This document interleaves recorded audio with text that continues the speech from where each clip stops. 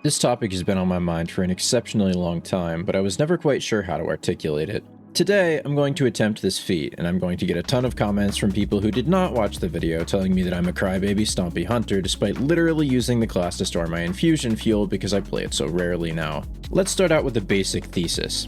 Hunter identity hinges around agility and speed. In order for this identity to make sense, hunters must be more agile than other classes while maintaining enough lateral speed to compete. Hunter, despite maintaining workable, though less skill-intensive agility through movement abilities, is now significantly slower laterally than the other classes, and thus has lost its identity as a movement class. This effect was then exacerbated through a general sandbox shift away from movement-based weaponry. Let's begin. First, let me specify some terms. Agility is not lateral speed. Agility specifically refers to maneuverability and rapid direction changes. Think about sliding into a lane, throwing off a 120 round or two, then dodging back into cover. That's agility. Lateral speed refers to traversal. How fast can you take control of mid? How fast can you rotate for heavy? Now, using these terms, let's define Hunter identity circa Forsaken. What made Hunter unique in this era? Starting with the most obvious, Stompie's strafe jump was the cornerstone of Hunter movement. It combined agility from instantaneous jumps with lateral speed from bouncing off ceilings and spacing falls onto sloped floors. The main downside of Stompies was that if you didn't pay attention, you'd get caught in the air and be gunned down before you could reach the safety of the floor. They also came with a sprint speed boost that comboed well with lightweight hand cannons, and a slide distance bonus that made them better for shotgunning and getting into and out of risky lanes. They rewarded precise map knowledge with faster and more consistent movement and gave hunters a reason to be cognizant of their positioning. Adding to hunter agility was dodge, an ability that had an incredibly short cooldown, we're talking less than 8 seconds when optimized. There were two dodges. Marksman dodge was made for continuing the flow of combat, aka reloading to continue a gunfight, breaking your enemy's aim assist to gain an advantage, or making them miss a fusion or shotgun shot. Gambler's dodge, on the other hand, was for breaking the flow of combat in an advantageous way. It allowed for hunters to take incredibly risky peeks and lane challenges while having an escape button, which further boosted the class's capability for aggressive play. The only reason the Gambler's dodge melee refund existed at all was because most hunter melees had very low impact, and therefore giving a free charge was significantly less problematic than it is today. Another important part of dodge was the way it helped hunters counter ability spam. See, there's a ton of auto-tracking bullshit in Destiny 2, and back when dodge could break that tracking, it served as an effective counter in much the same way that Rift can out-heal or Barricade can block. To sum up the Hunter dodge in its entirety circa Forsaken, it was an ability that stood in stark contrast to others. Not only was it almost entirely focused on aggression and movement, but it was also an effective counter for enemy abilities, making it easier and faster to dismiss low-skill options and get back to the frenetic fun of gunfights. These capabilities for powerful movement make sense when you understand the basic idea of Hunter, this idea of course being that you were moving around your enemy, because if you faced them head-on, you were very likely to lose. Keep in mind that aside from having more powerful abilities in general, Warlocks have a Rift that heals them to win head-on challenges with, and Titans have Shoulder Charge to play very aggressively, and walls they can spam to protect objectives. Abilities played off this idea as well, with things like Tempest Strike, Weighted Knife, or Smoke relying more on user movement than anything else. Tempest Strike was an incredibly powerful finisher-type move that left you vulnerable if not timed well and properly spaced. Weighted Knives relied on predicting exactly where someone was going to be and surviving until that point to nail a kill. In exchange for their increased skill requirement and risk, they rewarded successful use with a fully refunded charge. Smokes, before they became lethal bioweapons, were a way to trick your opponent and gain a spacing, positioning, or even first shot advantage in a gunfight. They've always been a powerful but indirect zoning ability. Hunter Grenades, on the other hand, typically made your opponent move so that you could play more offensively. Incendiary grenades had a long fuse, but could be used to flush out rooms and track down opponents with the burn numbers. Skip grenades did less damage, but could be used the same way or as gunfight support. Void hunters had access to spike and void wall grenades, which were slightly worse at immediate damage in exchange for better zoning. To draw all this together into a clearer picture of Hunter identity, Hunter was a class based around movement, be it your own or your enemy's, that was never about crowd control or ability spam. This balance was a precarious one, however, and could be very easily upset. Now, let's talk about how Bungie went about doing just that. Firstly, dodge, Bungie's inability to balance around it, and how sandbox shifts took it from an offensive movement tool to a nuclear reactor for ability spam. The true paradox of Hunter Dodge is that it becomes more annoying the longer the cooldown is, because it's no longer an expected part of every engagement. When you took a gunfight with a Hunter in 2018, it was expected that both players would land 1 or 2 hand cannon shots, then one player would try to break the engagement because they're at a disadvantage, while the other would have to try to stop this from happening. This flow made fighting a Hunter different than fighting a Warlock or Titan, and in my opinion, this uniqueness was an important part of the sandbox. The elephant in the room, however, was a freakish nightmare creation of hellish idiocy called Wormhusk Crown.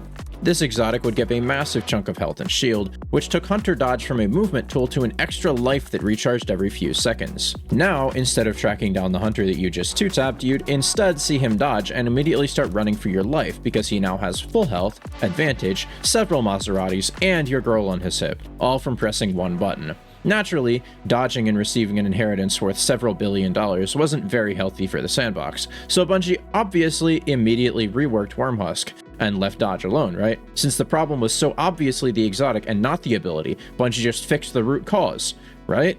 Right?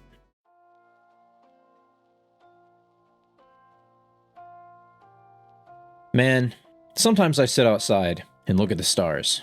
I like to imagine a universe where dodge was never nerfed, where Wormhusk was simply reworked to require a kill, or perhaps charged up by dealing damage to players. Maybe in that universe I'm still a Dragon Shadow main.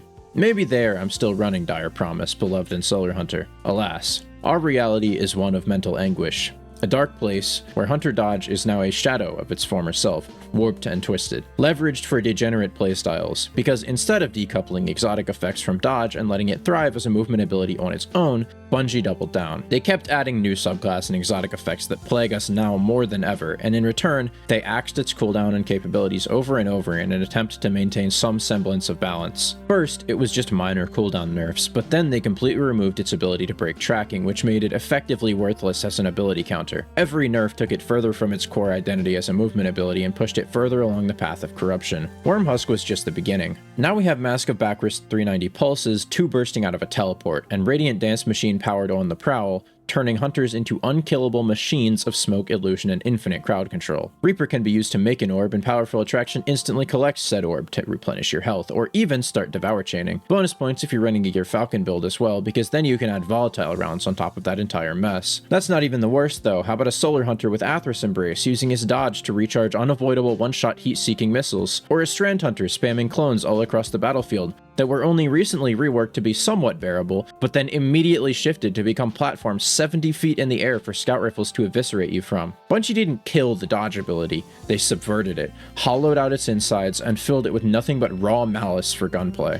What a tragedy. That's just one part of the Essential Movement Hunter kit, but what about the other part? You know, what happened to Stompies might be the most depressing series of changes in all of Destiny 2, including AE, which was, at one point, specifically designed to counter them. Let me set the stage. In Forsaken, Hunters were only the second fastest lateral movement class. Warlocks with transversive steps were slightly faster unless Hunters had ceilings to bounce off of, but when coupled with Icarus Dash, Warlocks were just flat out faster. The trade-off though was that Hunter movement had no cooldown and was more agile, whereas Warlocks had to carefully decide when to move quickly and ramp up their momentum, Hunters could do so all the time, and thus, Hunters made sense balanced against Warlocks. Titans, in exchange for their more powerful abilities and defensive playstyle, were a bit slower than both classes. They were the slowest and the least agile, but were also the easiest to play. I would know. I mained Titan in this era because it was easier and I was bad. All of this to say, class movement was balanced and more importantly, made sense. Now, that isn't to straight up glaze Forsaken, as it still had serious sandbox issues like Erentil, for example, or Celestial Fire. When it came to movement, however, Forsaken's sandbox was unmatched. Then, as time went on, Bungie slowly realized that Stompies had an incredibly high ceiling for skill expression, and they also realized that lots of hunters enjoyed this skill gap. Like 60% of all hunters in the Crucible lots. This, of course, led to the first round of nerfs. Airborne effectiveness was literally designed from the ground up to punish hunters for jumping. Titans didn't rely heavily on in-air gunplay, and Warlocks had heat rises to return their perfect AE. To put the system's unfairness in perspective, the most popular Warlock exotic, Ophidian Aspect, was given an AE bonus just for being equipped. This exotic was only a couple of percentage points below Stompies when it came to usage rate, yet it got a handy AE bonus. What did Bungie do to Stompies then? Surely Stompies wouldn't be punished too harshly, since Warlock's main neutral game exotics were being buffed in Ophidian's case, or left unchanged in the case of Transverse, right? Wrong. Stompies, the jump exotic, would be hit with an AE penalty of -50. To put this in context, most hand cannons have around 15 to 20 AE, and Icarus Grip was and is only a 15-point boost. In-air compensator also didn't exist yet, so what this meant for hunters was that you were permanently stuck on 0 AE in an era where AE was significantly more punishing than it is today. AKA, if you ever dared to jump, your bullets were basically useless. Weren't there alternative exotics for in-air gunplay though? Well, here's the thing. Hunter jumps are incredibly weak without Stompies. Triple jump leaves you very vulnerable with essentially no payoff. High jump has a similar issue with even less control, and strafe jump without Stompies is exceptionally weak as a movement tool. All of these jumps have the same issue, which is that you cannot move fast enough with them by default to actually deal damage from the air without looking like a very attractive target to any potential duck hunters on the ground. You also gain relatively little height, so all in all, hunter jumps without Stompies are not nearly as conducive to in-air gunplay. Thus, by nerfing one exotic, Bungie completely killed Hunter's ability to contest Warlocks in the air. A true tragedy. Perhaps realizing this, Bungie would then rework Stompies to no longer have the -50 AE penalty, but only provide its movement bonuses when your dodge was charged, which was also asked to play around, but not nearly as bad as the AE dogshit. Thus, we Hunters learned to just not use our dodge. It wasn't a great solution, but it was workable. As we got used to this new method of play, we quickly realized that Hunter has a ton of cheesy exotics. Like, literally every other Hunter exotic serves some kind of skill gap destroying purpose. Not only that, but these options are also insanely annoying. At the time, Stompies were just barely good enough to keep the lid on Pandora's box closed, but the seal was loose and nobody knew when it had come off. This would ultimately come to fruition when Bungie made the most recent and final nerf to Stompies, reverting all previous changes and nerfing the lateral speed of strafe jump itself. Stompies users were now so slow at lateral movement that the exotic wasn't worth using anymore, and thus, Pandora's box exploded. Knucklehead, Young Ahamkara's Spine, Gemini Jester Wormhusk, Mask of Bacchus, Athras Embrace, Frosty's Lucky Pants, Gearfalcon's Hallberg, Omnioculus, and even Sixth Coyote were all launched into the Crucible with all the velocity that strafe jump no longer had. The results were overwhelmingly devastating, but not for the reasons you think. See, most average hunters didn't even realize that strafe jump had been nerfed and actually treated the change as a buff. Good players, though, understood what this meant for lateral speed on Hunter and immediately started looking for ways Hunter could compete, now that it had the slowest neutral movement in the game. The result of this search was that a large swath of the best Hunter players started using alternative playstyles like glaive hot swapping or high impact fusions, which made playing against good players insanely frustrating.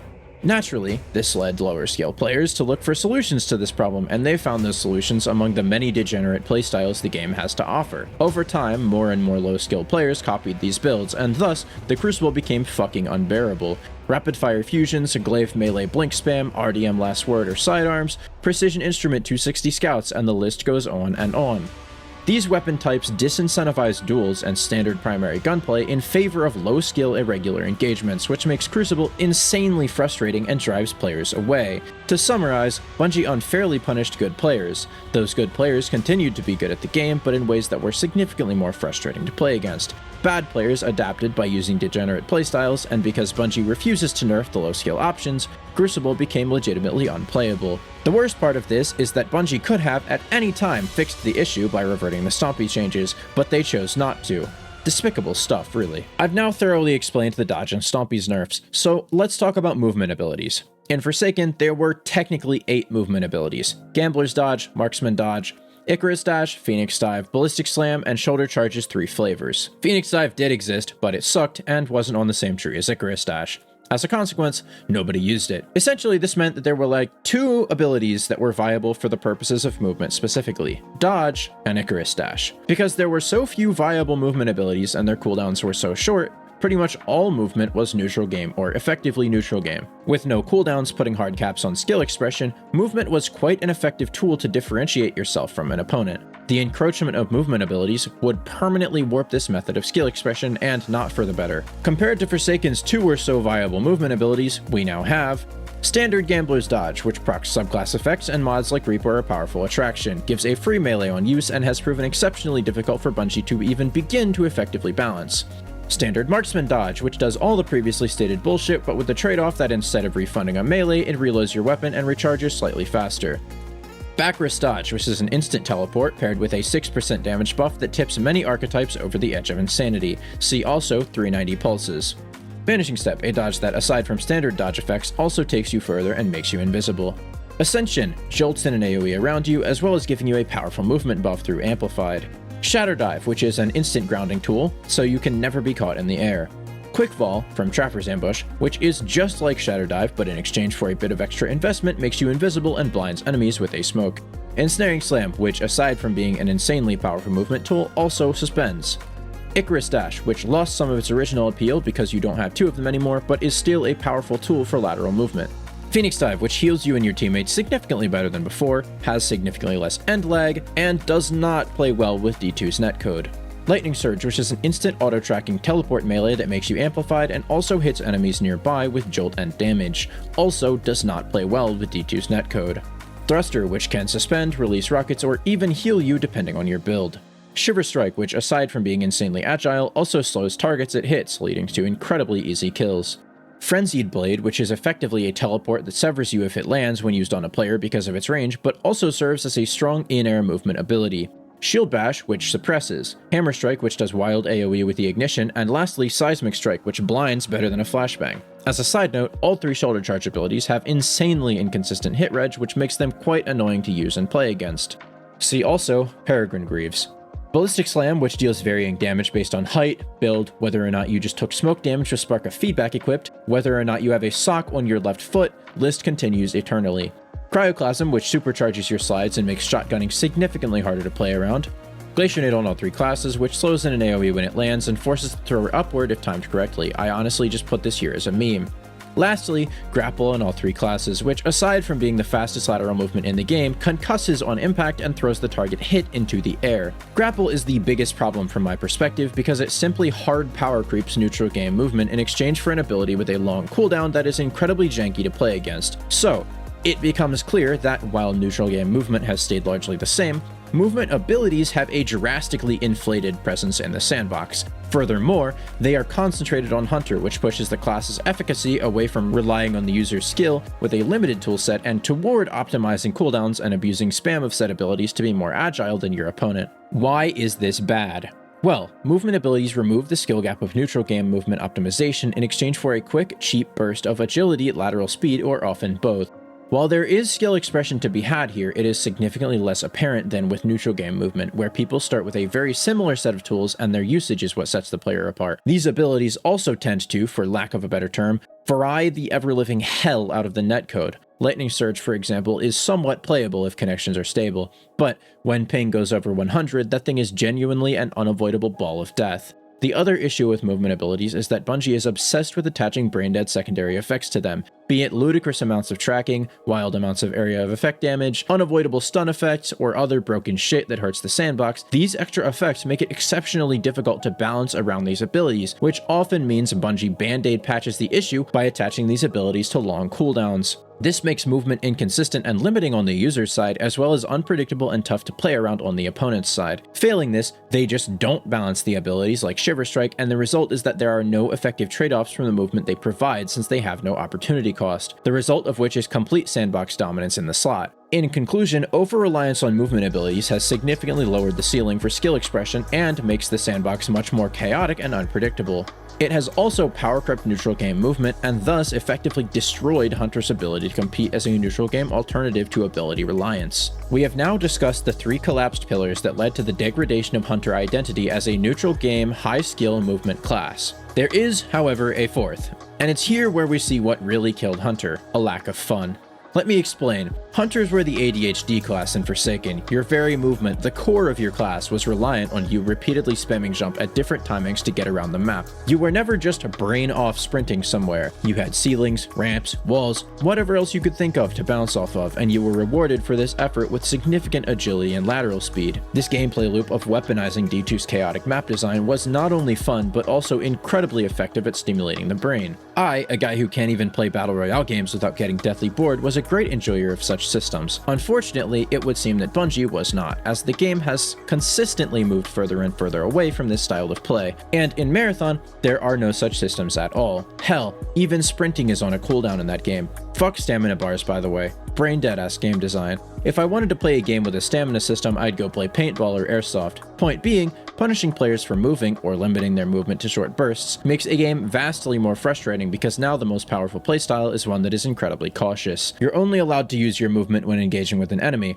To do so earlier would put you at a disadvantage when you do enter combat. Limiting movement in such a way also widens the disadvantage you face when in 1vx situations, because even if you're only fighting a 1v2, they still have double the effective movement you do. Circling back to D2, what this means is that every use of a movement ability must directly correlate to getting the advantage on an enemy, or that ability has been wasted. Brain-dead sprinting it is then. Unless, of course, you do what I did and simply start playing Warlock as the movement class. Astrocyte Blink is underrated as fuck, and Solar Lock, despite losing a dash, still has incredibly powerful neutral game movement. Thus, Warlock is now the movement class, followed closely by Prism and Stasis Titan. What's the issue then? People who like Hunter the way it is can simply play Hunter, and people who don't can play Warlock, right? Wrong. Fuck Warlock. I want my Stompies back. I want my golden gun. I want my throwing knives and dodges. I want to bounce off the ceiling again. I miss Hunter. The way it played just clicks with me in a way that nothing else has ever been able to replicate. Basically, I am being a bit selfish. However, I do think it would be better for the sandbox as a whole if a significant number of hunters went back to using Stompies, because Bungie is seemingly incapable of balancing the 10 billion other broken hunter exotics, and Stompies are significantly less annoying to play against. Another option would be to buff strafe jump so that with Stompies it functions like pre-nerf, but hunters would still have some kind of neutral game lateral speed even without an exotic. I guess that's indicative of the real issue, however, which is that hunter jump is so fucking wimpy and useless by default compared to Warlock and Titan that it's genuinely a problem. Warlock jump has wild lateral speed and chains incredibly well with movement tech like Eager Edge, Icarus Dash, etc. Titan jump is very smooth and functions well for keeping the pressure on during an engagement, even when moving at or above maximum sprint speed. A properly timed Titan jump prevents jump stun entirely, and a couple well-timed and spaced Warlock skates will take mid first every single time. Hunter jump, however, lacks these capabilities. You suffer more jump stun, can be caught helpless midair, and move slower than the other jumps. The payoff is supposed to be increased agility, but there is none. A hunter jump is slower than a slide, less effective at repositioning, and carries more risk. Essentially, hunters have gone from being weaker at direct engagements to being weaker in general, and the only way they can compete is by abusing idiotic sandbox oversights like Radiant Dance Machines, which are still broken after the nerf, or incredibly boring passive playstyles like Knucklehead Radar. If you don't believe me, try playing Solar or Arc Hunter without abusing Gambler's Dodge to spam melees. It's genuinely unbearable how weak you are, even with a full utility belt. That's the real reason 70% of hunters are playing Void in Trials. It's because hunters have nothing else that can directly compete with the other classes, because they aren't supposed to be able to. On the topic of Void Hunter, however, let's clear up one thing. Void Hunter isn't overpowered because it's Hunter, but because it's Void. Sure, Invis Dodge and Smokes are pretty powerful, and a blinding AoE on a 22-second cooldown, or even less if you're an RDM freak, is pretty brain dead. However, the real issue is that Void, Fragments, subclass verbs, and grenades are simply better than every other element in the game, specifically for PvP. There's a fragment that gives an overshield for getting a kill while weak, for instant healing on orb pickup that chains into future kills, and even for starting health regen on a melee kill. If you compare these effects to Solar, for example, which is, I'd say, the second most powerful fragment selection, the issue becomes clear. Reviving an ally for a bit of healing is nothing when compared with what Void has to offer. In short, Void mogs. Radiant Dance Machines then take it from just objectively better to being genuinely so overpowered that I have no idea how it got past testing. That being said, if RDMs do ever receive the nerf or rework they need without some kind of counter buff to promote more aggressive hunter playstyles, I'm all but certain hunters will only embrace passivity even more, because there is simply no other option. Stranded is too weak and janky at base for the average player to use and be aggressive with, and other niche builds like Backrisk Grapple Blink Prism Hunter have significant drawbacks. Unless the effective impact of abilities is nerfed across the board, then hunters are in dire straits. Not because they would become bad, but because the only way they could compete would be to leverage ever more degenerate playstyles. Before I suggest ways to fix this issue, however, we need to address the final elephant in the room that did significant damage to hunter playstyles: general weapon balance. Specifically, the removal of lightweight 150s and the move away from quick draw and snapshot. Why do these things impact hunters more than other classes? Well, hunter movement is the first reason. All hunter movement is incredibly burst heavy. All of our jump momentum comes from one instance of acceleration.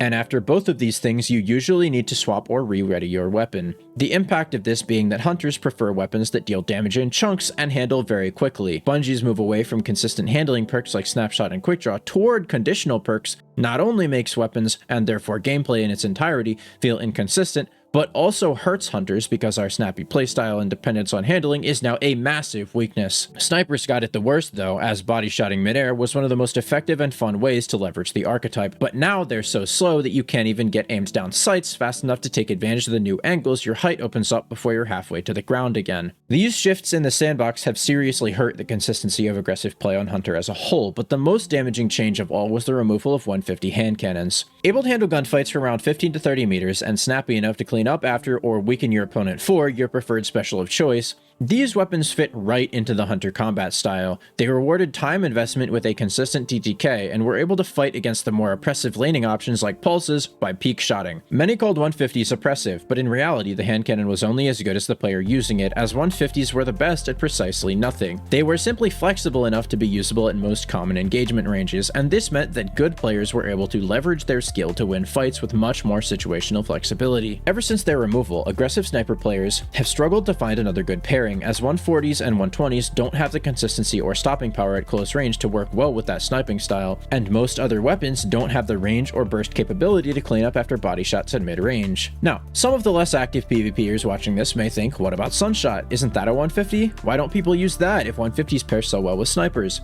Here's your answer: 60 aim assist. The average for a 150 was between 80 and 90, so this is like having gut shot and slick draw on at the same time. It's so bad at hitting shots that you can be directly on target and still miss because of the mildest connection discrepancy. Needless to say, that issue alone would make the thing completely unusable in PvP, but it also has horrendous muzzle flash that genuinely blinds the user, paired with some of the worst visual recoil known to mankind. Legitimately awful weapon, and it pisses me off that of all the 150s we had, fucking Sunshot was the one to stay.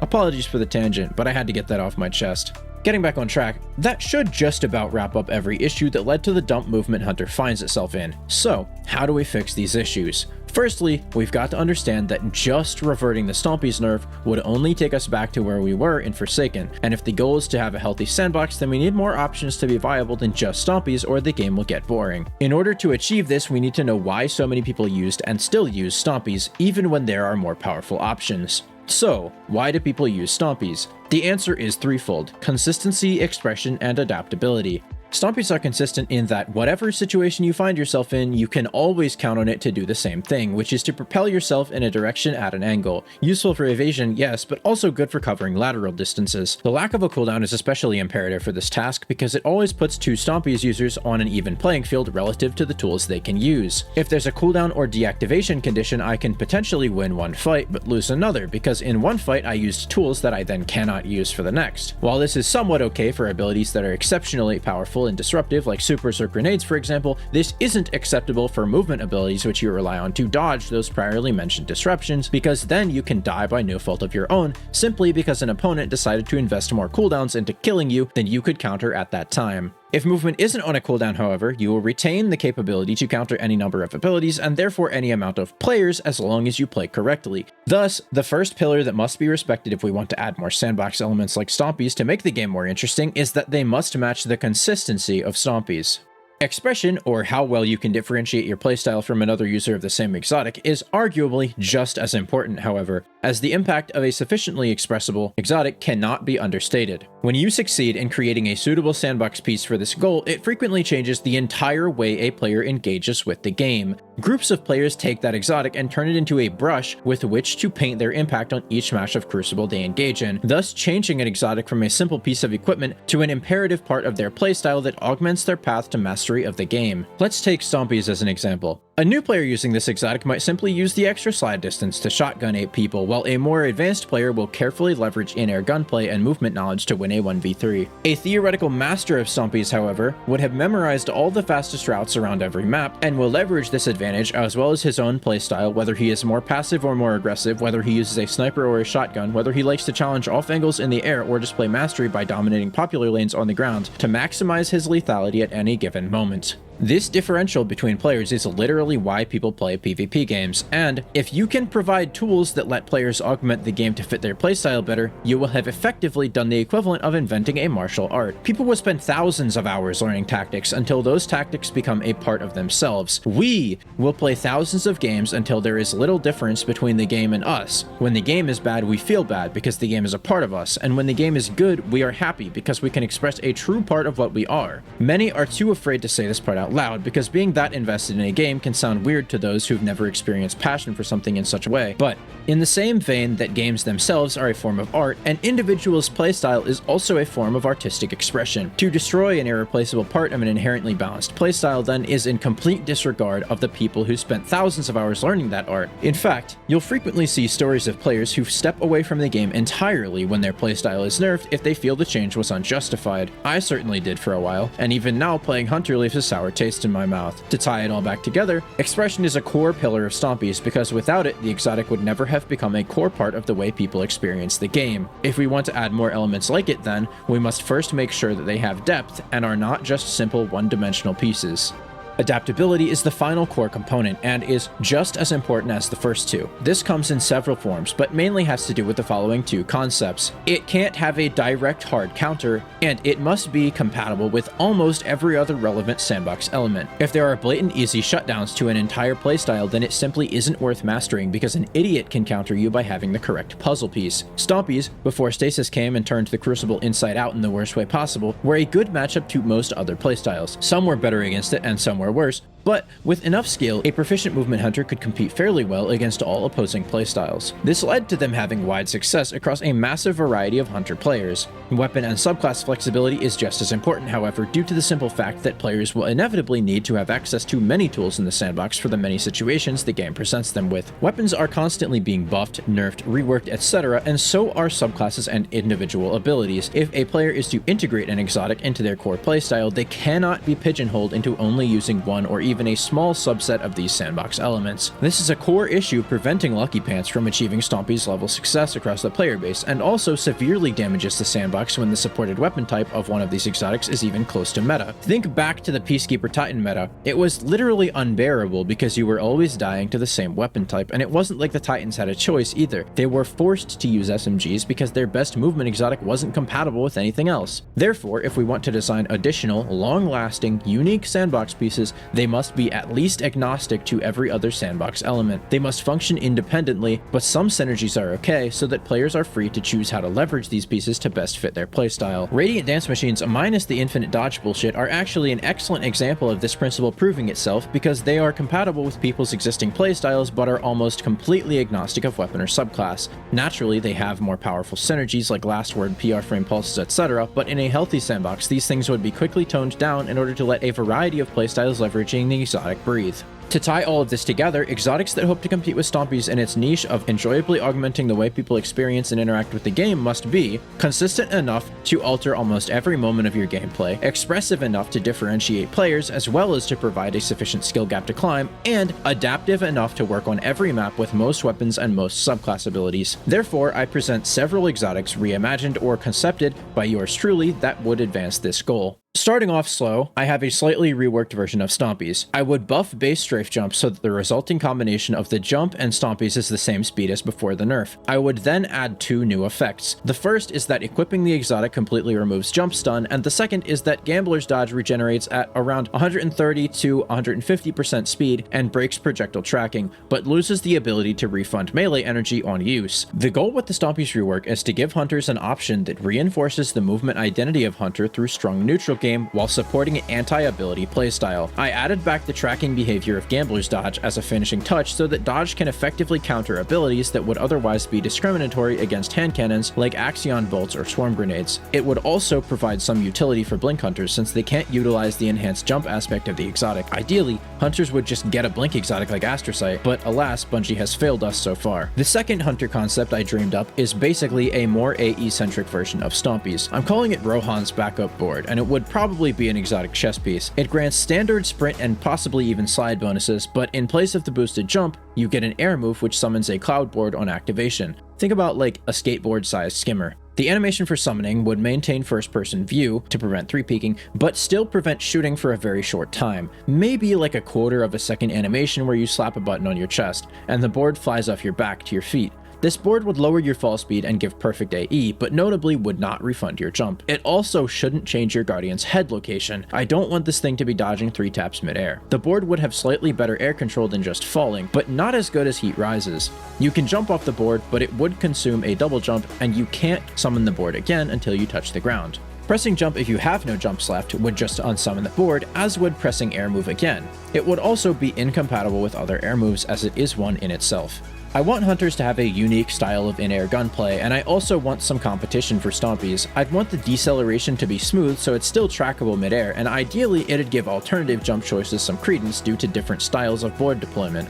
Think about high jumping, then boarding from maximum achievable height, or triple jumping off the board after a gunfight. I'm honestly not sure how Blink would work with the board, but if it did, it would probably be at least interesting. Theoretically, this exotic would be better for sniping, worse for shotgunning, and fit quite nicely into Hunter's flashier style of play that has been a bit neglected. Also, think about like grapple skating into a fucking cloud board. That shit would be so sick. Moving on to Titans, I'm slightly reworking Dune Marchers to push Titans further into their melee for movement identity. Firstly though, the chain lightning on this thing is weird as hell, inconsistent, and after all the nerfs, it doesn't really do anything. So I'm removing it. In return, Titans are getting a unique effect that halves the amount of melee energy used when you don't consume a full charge. This would make abilities like Shiver Strike reward use as a movement ability while remaining just as punishing when directly used for damage. Hopefully, it would also give Fletchet Storm like half of a chance to be useful. I wanted to make Titans have two sort of alignments. One, favored by Dune Marchers, rewards speccing into your melee and using it for agility. The other, which is promoted by the next exotic I'll explain, directly limits ability use in favor of neutral game lateral movement.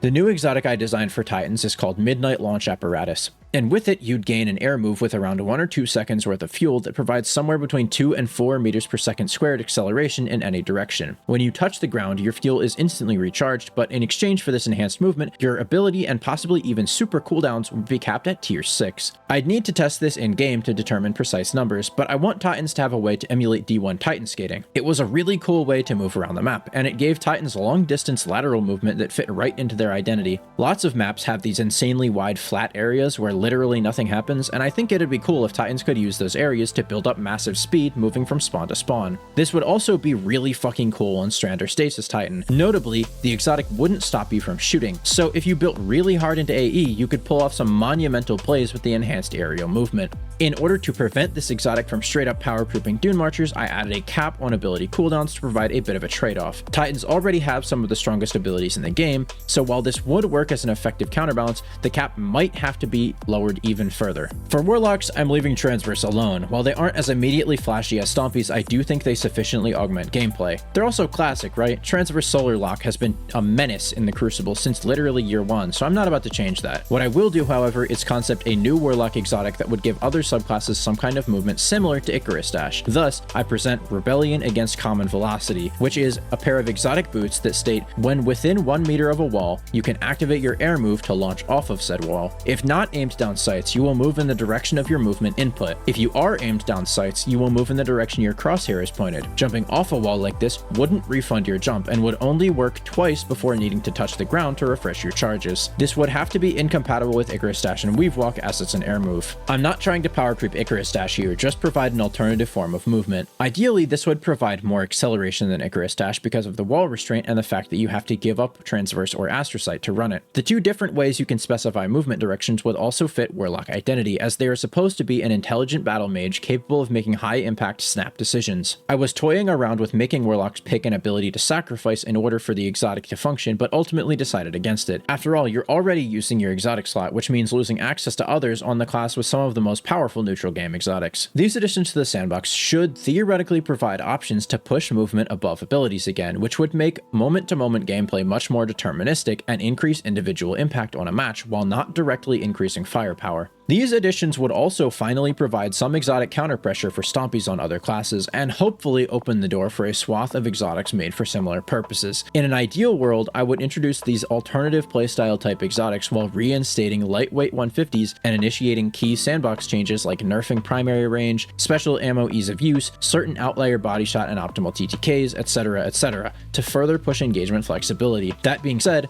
I would also do about 7,000 other things to the sandbox, so I think I'll save that thread of consciousness for another time. When I set out to make this video, I just wanted to explain why Stompie's with dog shit now, but I ultimately ended up with whatever this is. I hope you guys enjoyed it nonetheless. I've been recording for like an hour.